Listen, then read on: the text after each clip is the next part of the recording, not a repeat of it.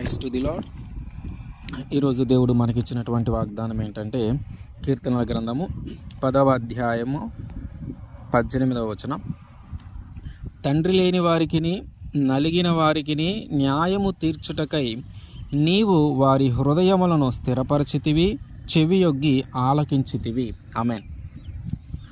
తండ్రి లేని పిల్లలకు ఎవరైనా అన్యాయం చేస్తూ ఉన్నప్పుడు కానీ, ఎవరైనా వారిని మోసపుచ్చుతూ ఉన్నప్పుడు కానీ, వారి దగ్గర ఉన్నది వారు లాక్కుంటూ ఉన్నప్పుడు కానీ, వారి తరపున మాట్లాడటానికి కానీ, వారి తరపున న్యాయము చెప్పటానికి కానీ ఎవరు కూడా ముందుకి రాని పరిస్థితి ఈ రోజుల్లో.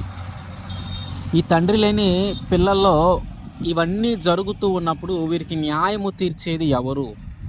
వీరి హృదయం అంతా కూడా నలిగి విరిగిపోయిన హృదయంతో వీరు ఉంటూ ఉంటారు. ఎందుకంటే సమాజంలో కొంతమంది ఆ తల్లిదండ్రులు లేని పిల్లల విషయంలో అంత కఠినంగా వ్యవహరిస్తూ ఉంటారు. ఎందుకంటే వాళ్ళ తరపున మాట్లాడటానికి వాళ్ళ తండ్రి లేడు కదా, వాళ్ళ వైపున నిలబడటానికి వాళ్ళ తండ్రి లేడు కదా, వాళ్ళ వైపున మనతో పోరాడటానికి వాళ్ళ తండ్రి లేడు కదా, వాళ్ళ వైపు ఉండి మనల్ని ఎదిరించడానికి వాళ్ళ తండ్రి లేడు కదా అని వారిని ఒక తక్కువగా చేసి మాట్లాడటమో, వారికి అన్యాయమో చేయటమో చేస్తూ ఉంటారు. అయితే యేసుక్రీస్తు వారు అంటూ ఉన్నటువంటి మాట ఏంటంటే, తండ్రి లేని వారి ఎడల నేను వారికి తండ్రిగా ఉంటాను, వారికి న్యాయము నేను తీరుస్తాను, వారు కానీ మొరపెడితే నేను ఆలకిస్తాను, నేను చెవియొగ్గి వారి మొరను ఆలకిస్తాను అంటూ ఉన్నారు. అంటే తండ్రి లేని పిల్లలు వారి హృదయము వేదన చేత, విరిగి నలిగిన హృదయము చేత వారు ఉన్నప్పుడు వారికి అన్యాయము చేసేవారైనను, వారికి అక్రమము చేసేవారైనను, వారిని ఎదిరించలేని పరిస్థితుల్లో ఉన్నను, వారిని తట్టుకొని నిలబడలేని పరిస్థితుల్లో ఉన్నను, వారి తరపున పోరాడటానికి వాళ్ళ తండ్రి లేడు కదా, వాళ్ళ తరపున పోరాడటానికి ఇంకెవరూ లేరు కదా అని వారు అనుకుంటూ ఉన్నటువంటి సమయంలో ఆయన అంటూ ఉన్నటువంటి మాట ఏంటంటే, వాళ్ళకి న్యాయము నేను తీరుస్తా, వాళ్ళ వైపున నేను ఉంటా. కనుక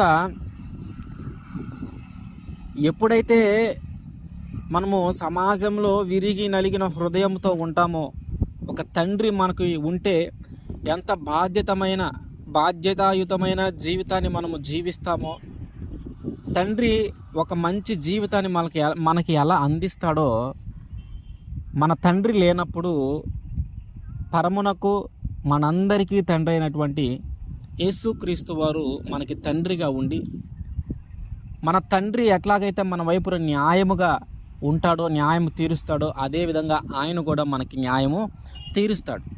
మన తండ్రికి మనం ఏదైనా చెప్పినప్పుడు ఎలాగైతే ఆలకిస్తాడో, మన తండ్రికి మనం ఏదైనా అడిగినప్పుడు ఎలాగైతే మనకి తెచ్చిస్తాడో, ఆ విధంగా యేసుక్రీస్తు వారు కూడా మన తండ్రిగా ఉండి మనం అడిగినది ఆయన తీర్చటము, మన యొక్క మొరను ఆయన ఆలకించటము జరుగుతుంది. మనం గమనిస్తే మెఫీబోషెతు యొక్క తండ్రి యోనాతాను యుద్ధంలో వారందరూ చనిపోయిన తర్వాత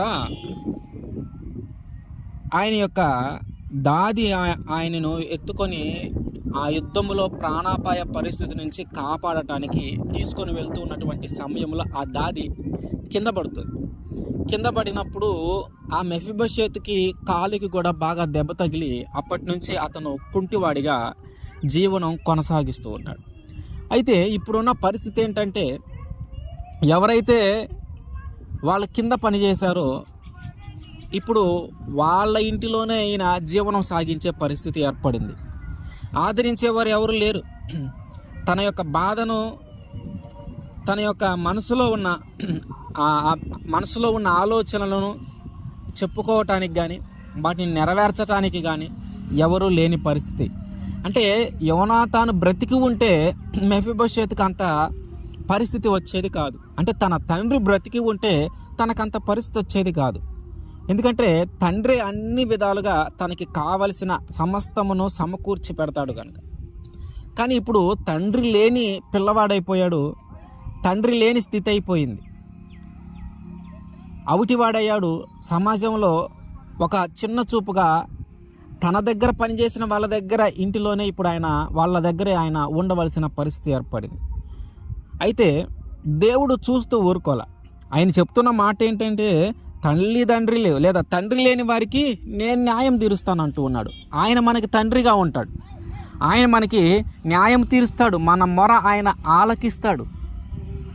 దావీదు గారు రాజైన తర్వాత యోనాతాను యొక్క కుమారుడు ఎక్కడున్నాడో ఎతికించి ఆ మెఫీబోషెతును తీసుకొని వచ్చి తన తండ్రి మీద ఎంత ఆస్తి పొలమైతే ఉందో ఆ పొలాన్నంతా తనకిచ్చి, రాజకుమారులు ఎలాగైతే రాజు బల్ల యొద్ద భోజనము చేస్తారో అట్లాగే ఆ రాజకుమారుల్లో ఒకరిలాగా ఆ భోజన పదార్థాలు భుజించటానికి ఇంక ఎల్లప్పుడూ నువ్వు ఈ రాజమందిరంలోనే భోజనం చేయాలని చెప్పి ఒక గొప్ప స్థానాన్ని కల్పించి, ఎవరి దగ్గరైతే తన దగ్గర పనిచేసి ఉన్న వాళ్ళ ఇంట్లో వాళ్ళ దగ్గరే ఉంటూ ఉన్నటువంటి సమయంలో అతన్ని కూడా పిలిపించి, అతని ఇప్పుడు దాకా మెఫీబోషెతుని చూసుకున్నటువంటి ఆ వ్యక్తిని తిరిగి మెఫీబోషెతు కింద ఉంచాడు. మెఫీబోషెతుకి ఇచ్చిన ఆ తండ్రి యొక్క పొలమంతా కూడా అతను సాగు చేసి ఆ మెఫీబోషెతుని పోషించేలాగున తిరిగి తన దగ్గర పనిచేసిన వాళ్ళని తిరిగి తన దగ్గరికి పనికి పెట్టుకునేలాగున తన కింద ఉండేలాగున దేవుడు అద్భుతంగా చేశాడు.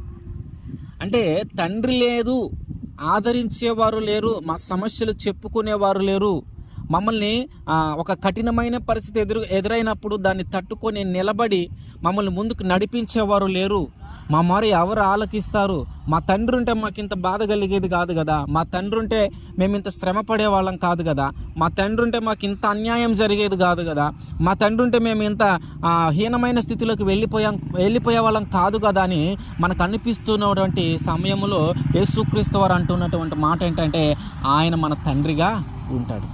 ఆయన అంటున్నటువంటి మాట ఏంటంటే, ఆయన మన వైపున న్యాయము తీరుస్తాడంట మనకి. ఆయన అంటున్నటువంటి మాట ఏంటంటే, మనము ఏ మొర పెట్టినా ఆయన ఆలకిస్తాడంట.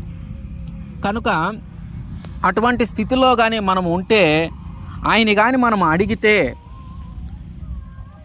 ఆయన ఖచ్చితంగా మన మొర ఆలకించి మన వైపున న్యాయము తీరుస్తాడు. ఆమేన్.